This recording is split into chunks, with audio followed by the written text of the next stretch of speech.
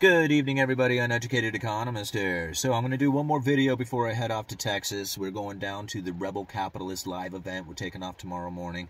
I should be arriving in Houston around 8 in the evening. But I am super excited. I am terribly nervous about going down to do this, but I'm going to do it. I'm going to go down there and give them what I got. But if you want to follow me down to Texas, Instagram, I'll be posting as much stuff as I can on Instagram, and yeah, I'm looking forward to meeting all the wonderful people down there. Also wanted to give a shout out to Peak Prosperity, Dr. Chris Martinson.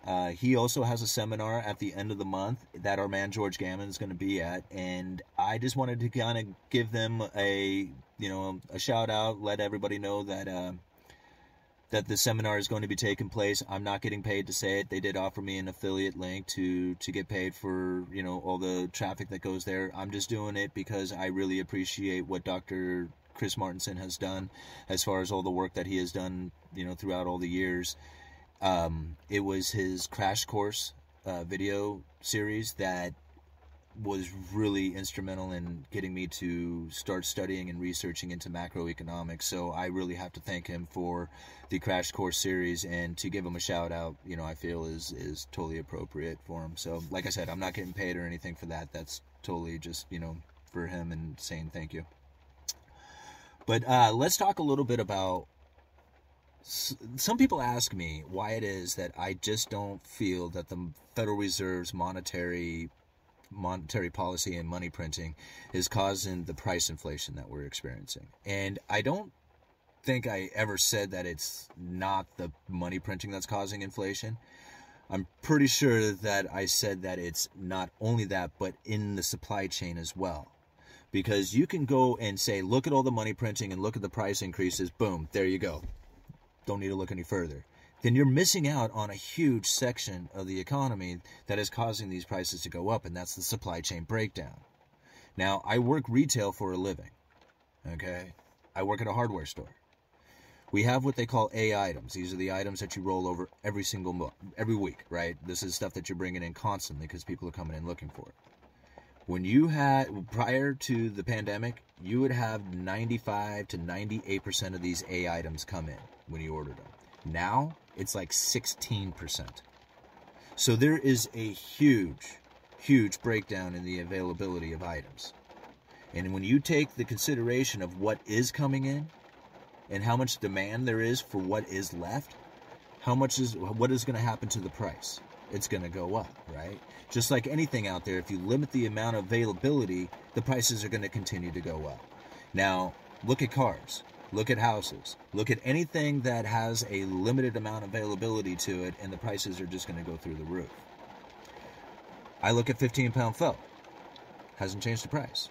If you don't know what 15-pound felt is, it's a building material. It's just a vapor barrier that you put on the house before you put siding on. It's a very common product. Nothing special about it. Probably doesn't have a whole lot of material costs going into it or labor. Prices haven't changed. Okay, so it's not everything that goes up. Gold hasn't gone up. Okay, silver hasn't gone up. You can look at some of these items and say, hey, silver used to be $50 an ounce. So was there more monetary printing happening back in 1981 or say in 2011 than is occurring right now? Or do we know that there's paper manipulations that are taking place out there, therefore restricting the prices? Okay, well, if everybody out there was in fear of inflation, then they would run out and buy gold and silver if they thought that that was going to hedge their bet. Are they doing that? Some people are. I mean, I buy silver, I buy gold. I'll buy some more probably at the end of the month. But I don't count on it to protect me from inflation because it never has. Not once. There was one time in 2011 when I could have sold out and probably made some money. But that was it. The rest of the time, I have never been able to beat inflation, or at least the idea of inflation when you consider how fast it's moving now or how hot it's at, and what you could have put your money into. I mean, you could have put it in the stock market, you could have put it in real estate, you could have put it into used cars, and done way better than the precious metal market. Now, I'm not trying to knock the precious metals, because I'm a buyer, I'm a believer in precious metals, but I don't buy them to protect myself from inflation. I buy it as an insurance policy to have something in my hand that's outside of the third party. That's it. That's my only thing. If it was to protect from inflation, I would probably find something else, because there was a time when I thought it would protect me from inflation, but I don't feel that it would. All right? So now, when it comes to what's happening right now, you really have to consider some of the things that the Federal Reserve has done in the past, what they said that they were going to do, and what's happening right now. Because back in the past, back in 2000, there was a Ben Bernanke speech, and I'm going to leave links to these 3 speeches down in the description for you guys. Now, this Ben Bernanke speech, he was talking about deflation and how it was, like, could be a problem in the United States. However, he was like, no way, we're going to be able to fight deflation no matter what the scenario comes. And one of the things that he has stated was this idea of credible threats. Now, listen to this. The conclusion that deflation is always reversible under a fiat monetary system follows from the basic economic reasoning. A little parable may prove useful. Today, an ounce of gold sells for $300. Remember, this was 2001. More or less. Now, suppose that a modern alchemist solves his subject's oldest problem by finding a way to produce unlimited amounts of new gold at essentially no cost. Moreover, his invention is widely publicized and scientifically verified, and he announces his intention to begin massive production of gold within days. What would happen to the price of gold? Presumably and potentially, unlimited supply of cheap gold would cause the market price of gold to plummet. Indeed, if the market for gold is any degree efficient, the price of gold would collapse immediately after the announcement of the invention, before the alchemist had produced or marketed a single ounce of the yellow metal. Right? Just the idea would be enough to change the market's perception. Hold on now to this, because just December 17th, let me see, what was this? Who gave this speech? This was the Federal Reserve Governor Christopher Waller, who gave this speech, A Hopeless and Imperative Endeavor, Lessons from the Pandemic for Economic Forecasters. This is a really good speech. You got to read it, because basically he's saying that forecasting is just like, a joke. There is no real way of forecasting. Anyhow, but he gives a few lessons here, and I believe it's lesson number 3 or 4. 3. Lesson number 3. The Fed has powerful tools, even when the shock is unprecedented. Talking about the pandemic and shutting the economy down and all that. We also learned that the Fed has potent tools to deal with even such an unfamiliar crisis. Again, talking about the pandemic. The Fed stepped in and lowered rates for the discount window lending, revived lending facilities from the financial crisis, and created numerous new facilities to lend or support lending to households, small and large businesses, and state and local governments. In all, the Fed created 13 different lending facilities. In most cases, merely announcing these backstops succeeded in stabilizing markets. And, in fact, several facilities experienced very few requests for loans, which I considered a success. So, we learned that when the Fed acts quickly and decisively, our tools can quickly restore confidence even when the loss of confidence is felt as widely as it was in the spring of last year. In addition, when the Fed makes it clear that it is prepared to act without hesitation as a backstop, the fact alone can be sufficient to stem the crisis. So, this is something that we had talked about many times. We knew that the Federal Reserve was going to be using credible threats. And when it came to those 13 lending facilities, we on this channel went over each and every one of those lending facilities individually so that we knew exactly what the Federal Reserve was trying to lend to. Part of that lending facilities was the corporate debt market. Okay, remember this? There was so many YouTubers and economists out there just screaming about what the Federal Reserve was doing and buying up this corporate debt and how they were going to be supporting these corporations and all kinds of stuff. You know, they set the facility up. They put a bunch of money into it. They even bought a little bit of that corporate debt, but they hardly bought any. They just sat back and watched all these people go and try to front run them because there was so much news, so many people talking about it. Everybody fell right into that idea that the Federal Reserve was going to be buying up this corporate debt. The Federal Reserve didn't have to do anything. All they had to do was just establish it and give them that idea. And that's exactly what he is saying right there. When the Fed makes it clear that it is prepared to act without hesitation as a backstop, the fact alone can be sufficient to stem a crisis. They're lying. You know? Think about it. Here's one more. There's one more speech that I want to give you, okay? It's not lies, okay? It's not lies. What it is perception. It's just trying to give you that idea, okay? Now, remember the tapering? That the, sorry, not tapering. The, what am I trying to say here?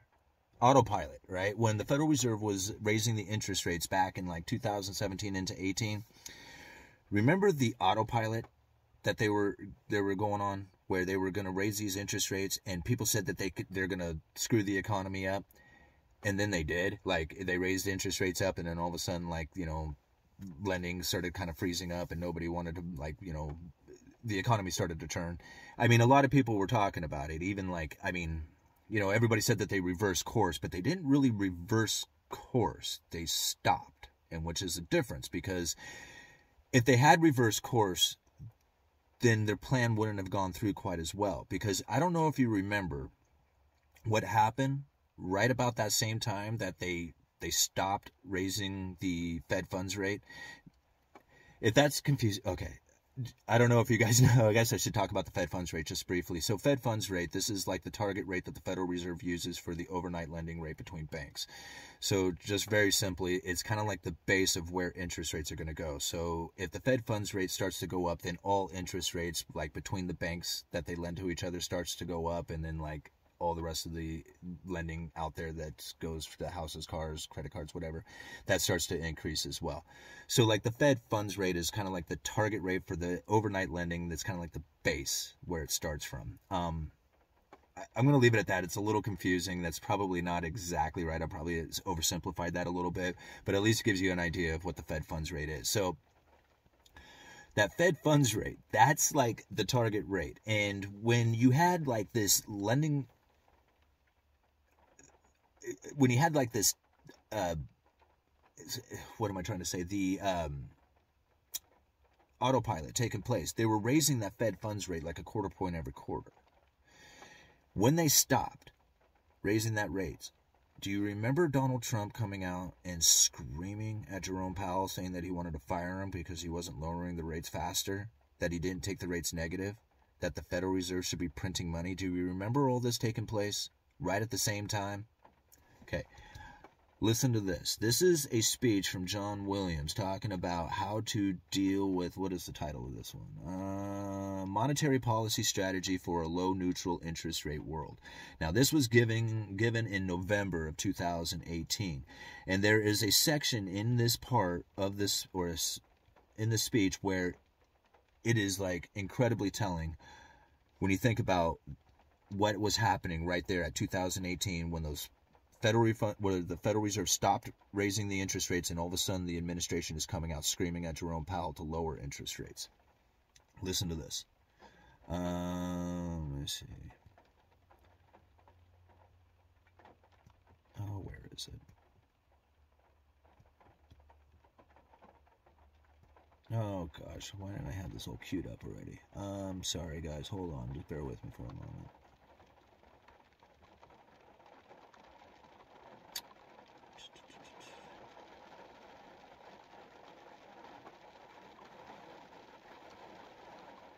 Dang.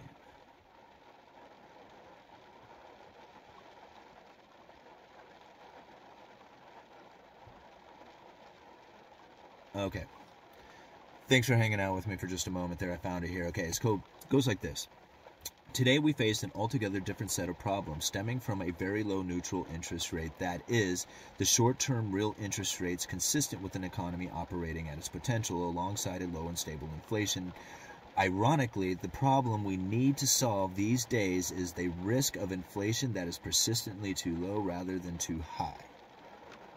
So this is where, now remember, this is in 2018 that this one was given this speech, right? So it's just a few years ago that they were talking about how they had this inflation that was persistently too low. Okay.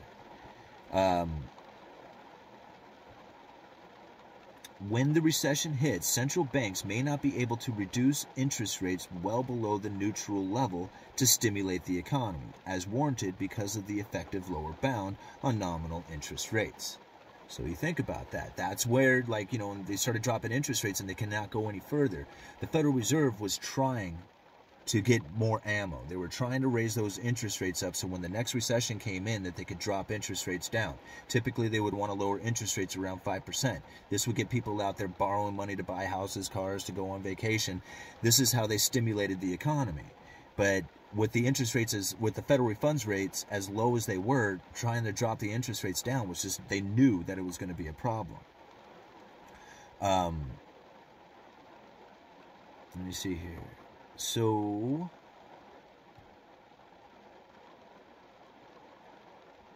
when policy is constrained, here we go. So they knew, right? They knew this was going to be an issue. So this is what he has to say. This downshift in inflation expectation has a second round effect on real interest rates, the economy, and inflation. Now, we've talked about this one before. Think about this for just a second. The inflation expectation has a second round effect on real interest rates, the economy, and inflation. When policy is constrained by the effective lower bound, the downward shift in inflation expectation raises the real interest rates. Okay, think about this for just a second.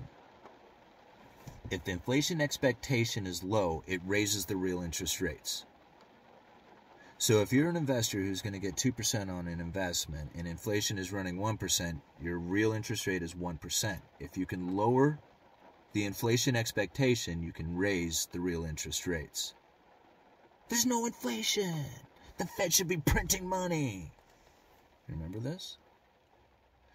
Lowering the inflation expectation and raising the real interest rates. It was right at the time that the Federal Reserve was basically saying that we can't raise interest rates any further from here because we're going to damage the economy. Everybody is saying it. Everybody knows it. And that's okay, because as soon as they stopped, the administration came out and started screaming there's no inflation. And lowered that inflation expectation and kept raising the real interest rates. That's what was happening. Right?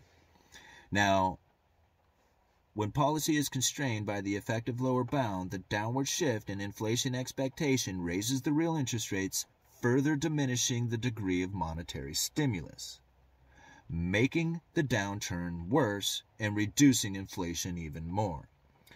That part was very difficult for me to try and wrap my head around. Because when you think about if they lower the inflation expectation, that raises the real interest rates and further diminishing the degree of monetary stimulus. Why? Why would lowering the inflation expectation diminish the monetary stimulus? Now, I had to think about this for just a second. Right?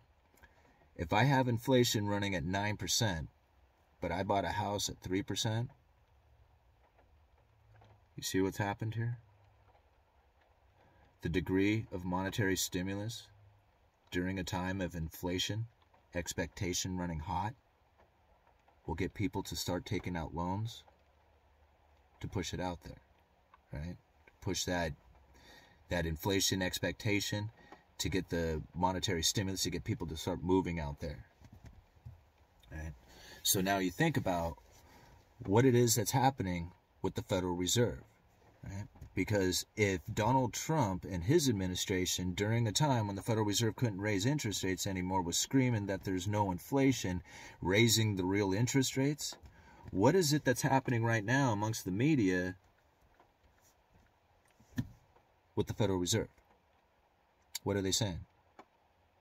Oh man, inflation's running really hot. It's running really hot, guys. I don't know. We're going to have to raise interest rates. We're going to have to raise a lot of interest rates. What are they doing? They're raising the inflation expectation. They're keeping that inflation expectation rolling. So, how much of a degree of monetary stimulus diminishing is taking place when they keep pushing that inflation narrative? You guys see where I'm kind of getting at on this? It's all psychological. And that's the reason why I'm just not going straight into monetary policy causing the inflation. It's because they are trying to get this to happen. They are trying to make you believe that there is an inflation expectation that is running extra hot.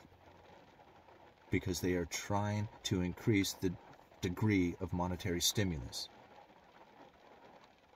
Go and read those speeches. This stuff is hard to wrap your head around.